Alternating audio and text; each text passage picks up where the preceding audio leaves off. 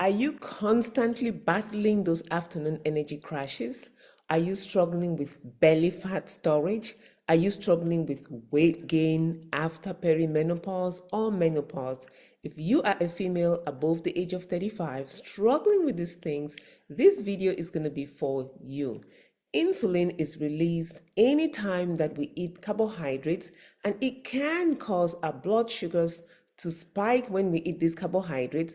That release of insulin causes your blood sugar to drop, and that increased insulin levels can cause belly fat storage. This is one of the reasons why this roller coaster of insulin levels up and down can be detrimental to our health in the future. My name is Dr. Inaka Yembe. I'm a family medicine physician. I work full-time in the emergency room. And after 20 years of working in the emergency room, I am just exposed daily to women who have had chronic metabolic illnesses, and now they appear in the emergency room in crisis with problems that they could have prevented earlier on. I am 58 at the time of recording of this video. I struggled with my weight throughout my life, and I succeeded in losing over 100 pounds after the age of 47.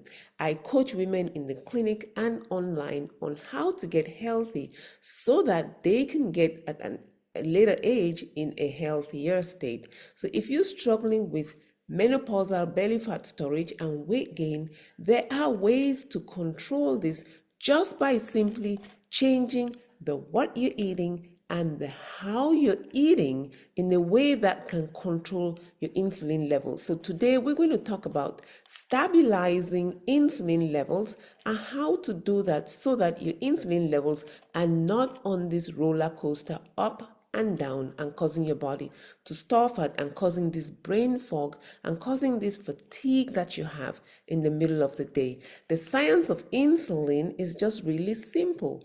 When you eat carbohydrates, your glucose level rises, especially if these are simple carbohydrates.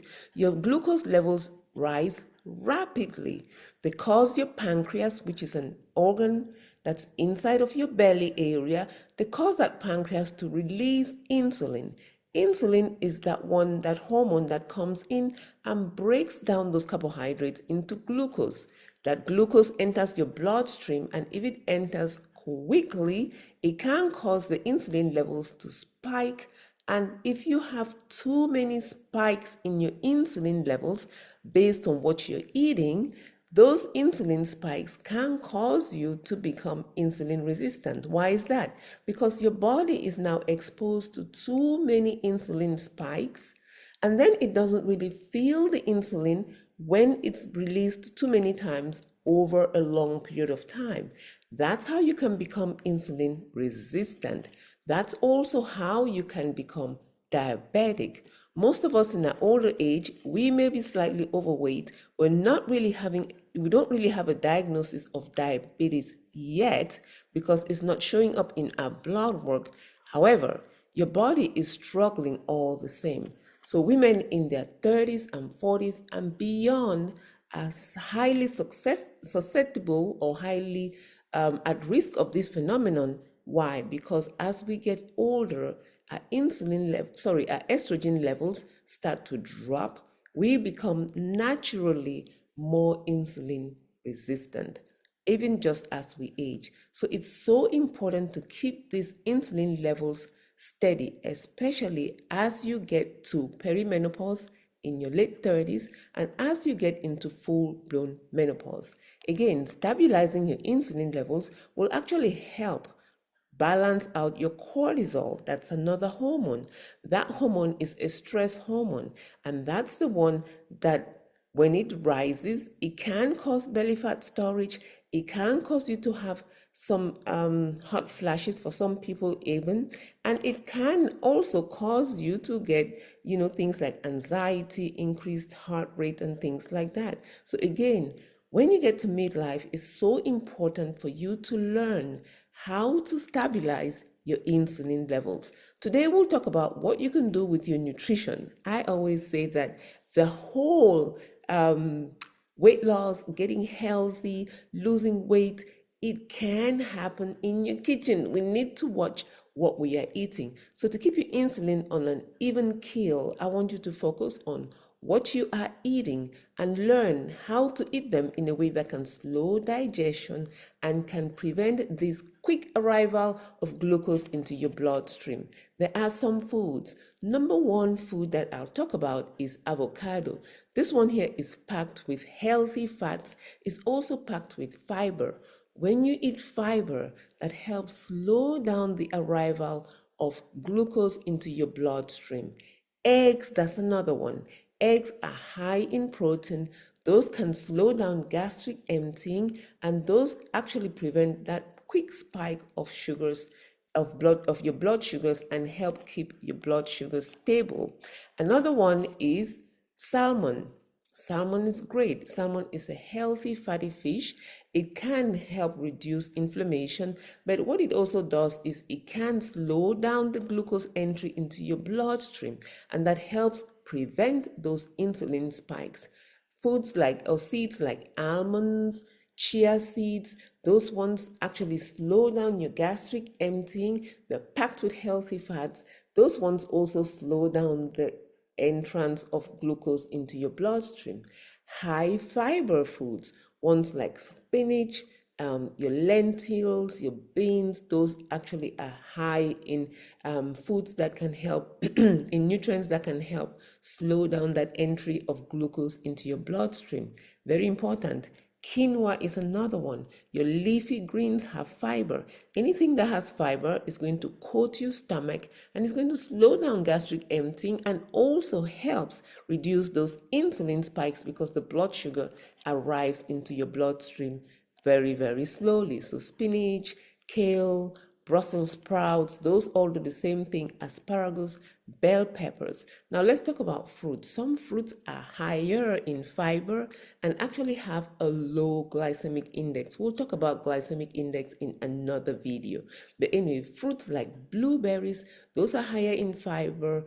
Strawberries are actually lower in natural sugars. Apples, another one, are lower in natural sugars. Those will help reduce those blood sugar spikes and prevent insulin spikes. And we know whenever insulin spikes, it's going to drop your blood sugar quickly, cause you to have cravings because your brain feels like, I need something right now. And it's also going to, those insulin spikes also promote belly fat storage. Apple cider vinegar is another one. It can help improve insulin sensitivity. So if you're eating a salad, add some apple cider vinegar to that. That's going to help you. Cinnamon, that's another one that can help improve your body's ability and actually can help you to reduce those insulin spikes. One of the things that we have learned with science is that the order in which you eat your food also matters, can help reduce these insulin spikes. So if you eat your vegetables first or your proteins first and save your carbohydrates for last, the vegetables and the proteins can form a matrix in your stomach. So they coat your stomach lining and can actually help slow down that arrival of glucose into your bloodstream and stabilize your insulin level some.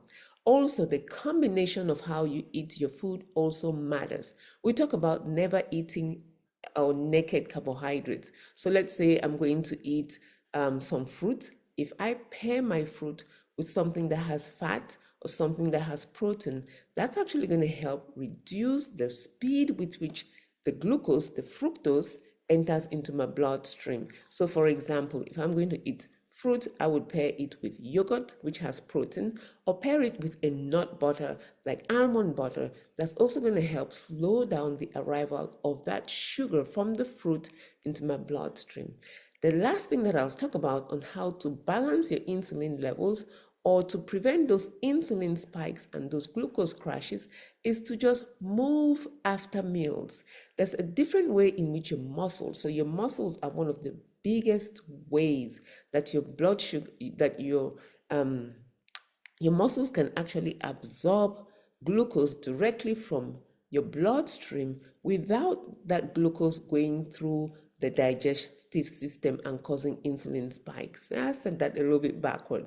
So one of the ways in which you can control your blood sugars is to move your muscles, because your muscles take glucose directly from your bloodstream and actually use it before your pancreas has a chance to produce so much insulin to cause insulin spikes. So just taking a walk after your meals helps. And how this can work actually in practice, for most women I see in the hospital, they go and walk during the lunch break. So if you eat lunch and then do your 15-minute walk right after lunch, that's going to help prevent insulin spikes from the food that you just ate. If you're home in the evening and you have supper, just walking around the house, cleaning, setting up your kitchen, getting things ready, or going outside and walking will actually help prevent those insulin spikes. So just make it a habit, a daily habit of walking 10-15 minutes after every single meal.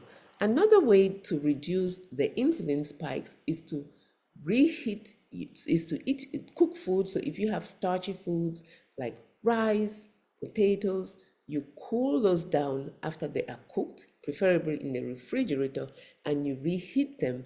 The starch in these foods, they become resistant. That resistant starch actually acts like a dietary fiber.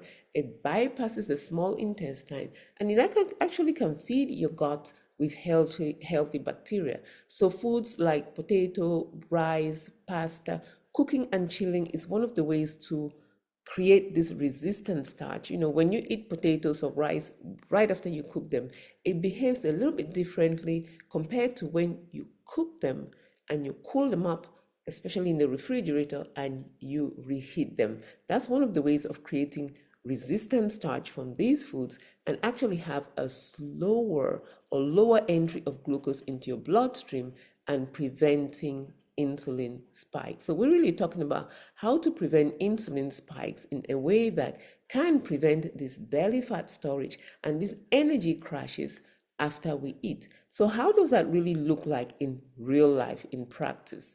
One other thing I'll tell you is just drinking water. Dehydration can cause your blood volume to drop a little bit slightly, can cause your blood sugars to be slightly concentrated, and can cause a higher insulin release.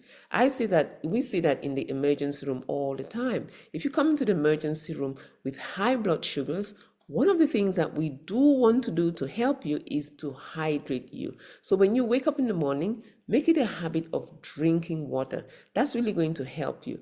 Make it a habit of drinking water throughout the day. So in real life, let's look at a full day of what you can do to control your blood sugar spikes throughout the day. So when you wake up in the morning, first thing you want to do is hydrate, hydrate, hydrate, hydrate. Why? Especially if you're in menopause, like myself, you want to start hydrating early. This is going to help reduce, it's going to help dilute your blood, it's going to help improve your blood, it's going to help just to reduce those early morning cortisol spikes, especially when you now eat your breakfast. It's going to help reduce that inflated insulin response.